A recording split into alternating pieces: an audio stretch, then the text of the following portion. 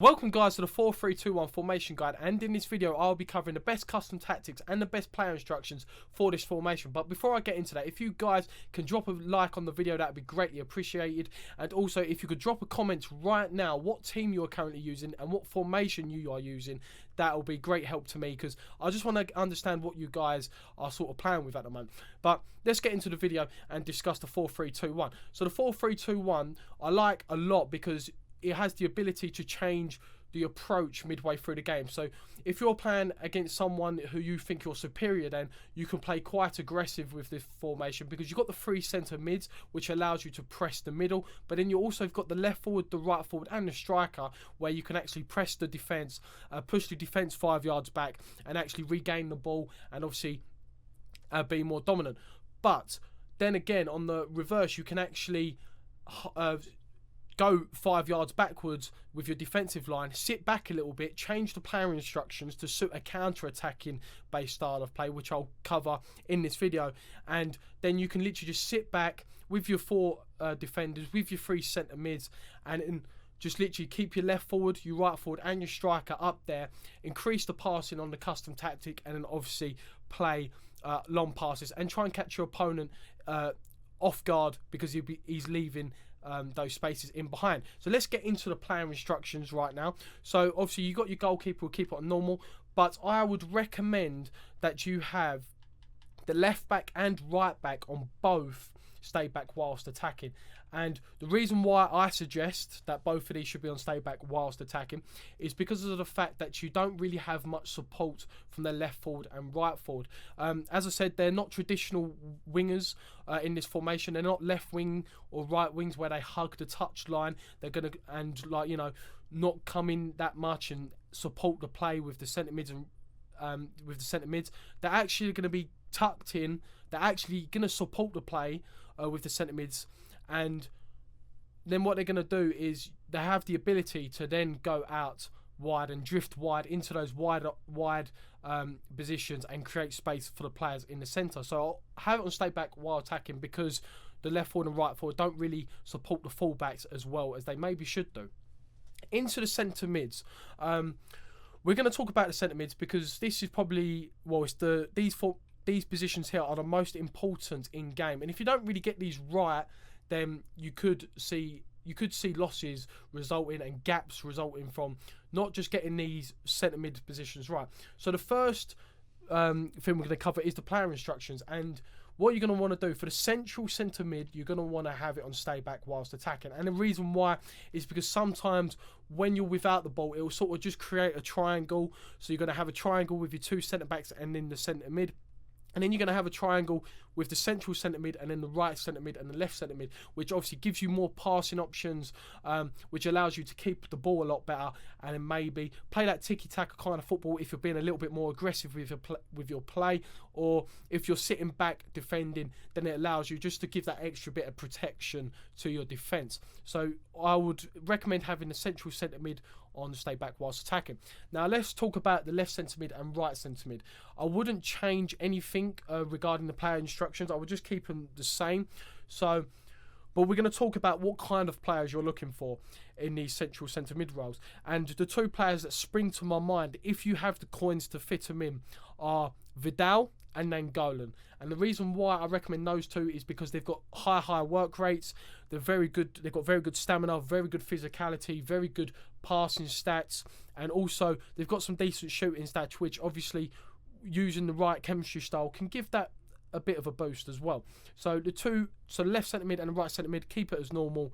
Get the players with two higher, because obviously they can support the attacking play, but as well as supporting the defensive play in the defensive transitions when the opposition are trying to attack you. Now let's go into the three forwards. I've done a lot of experimenting with this because I used to have the two left forwards on get in behind, and I found that you do suffer in regards of the build-up play with this formation, because you've got your three centre mids and then you've got your three strikers. If you have them all getting behind, they're running away from you. So the distance between the attackers and the centre midfielders is greater. Therefore, you're going to have to play a longer pass, and therefore the opposition are more likely going to intercept the ball. So what I do with the left forward and right forward, I just keep it as balanced. And the reason why, again, is because they drop into holes sometimes to obviously help with the build-up play. But then obviously they've got the option of going in behind.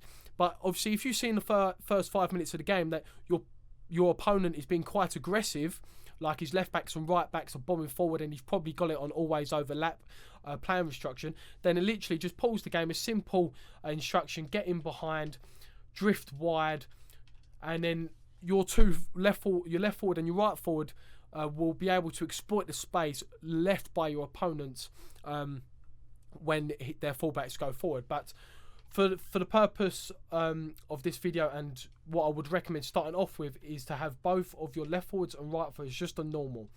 Going into the striker is a little bit different, and we're going to have get in behind and press back line. And the kind of players that I would recommend as a striker, obviously if you can't afford Cristiano Ronaldo, because Ronaldo plays as a striker in this team, then I would recommend someone who's got a bit of physicality but a bit of pace. So maybe a Martial, changing game, put him as a striker would be a good fit for the striker role. But you will want them to get in behind and press back line, because as I said in other videos, if you have them on press back line, it puts their defensive line, your opposition's defensive line, 5 yards back. You're on the last man, so your player will use his initiative, looking for the space, those curved runs in behind the left back and right back that you always see so often with this game. So you want get in behind and press back line. And now we're going to go on to the custom tactics for this formation.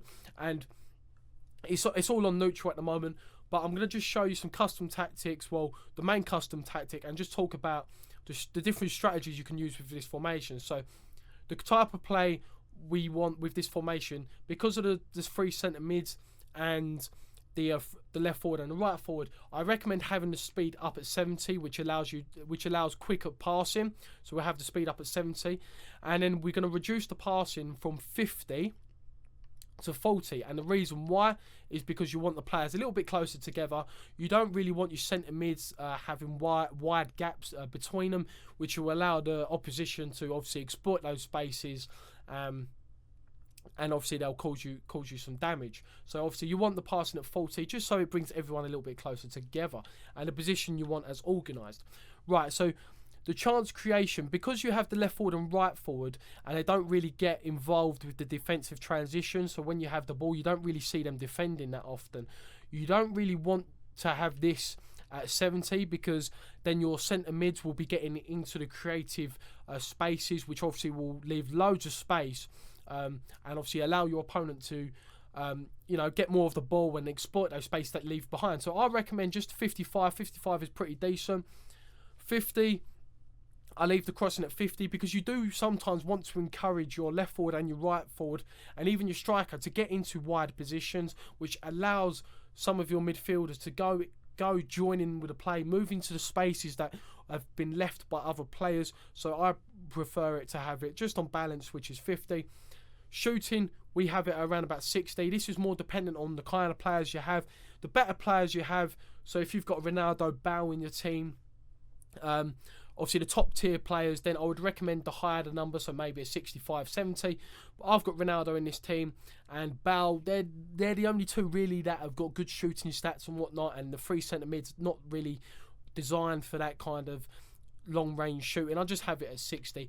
But the positioning I have as freeform, and basically freeform just allows the creative movement off the ball. So you keep your opponent guessing. It's not structured. Your centre mid may swap positions with your right centre mid, just a bit of rotation here and there. And the defence, what we're going to do is we're going to keep it at balance. So we're going to keep pressure at 50, because you don't want to be going into a game at 70 pressure or even 30 pressure, and then the player you're playing is a much better player than you. You can tell within the first 5 minutes. You've got it on 70 pressure. he's gonna, you know, exploit the gaps you leave because you're being quite aggressive in your play. And the reverse, if you're playing someone who's not better than you and you've got it on 30, your defensive line is pretty deep and he's going to take long shots and he might score from them. So we're going to keep pressure at 50 so you can decide when to press. Aggressive, I want to keep this at 55, especially if you've got good centre backs with good aggression, so like 85, 87, aggressiveness. Then aggression's pretty good because that will allow you to nip in front of the ball when a ball's played, maybe into the striker. Your two centre backs will try and get to the ball first and nip in. And the team width, we want to keep this around about 40. And the reason why, again, is because you want to keep the players closer together. You don't want to leave gaps, especially in central parts of midfield with your three centre mids that will allow an opposition central attacker mid to get in behind your defensive line between the midfield and the defence and cause problems. So they are the custom tactics that I would recommend. Defend the line cover. So guys, if you enjoyed the video, please give it a like. I hope you enjoyed it. Again, comments, let me know what formation you are using and what team you are using. I'm very intrigued to know, and I will reply to every single comment. And if you haven't already, please subscribe and I'll catch you in the next video.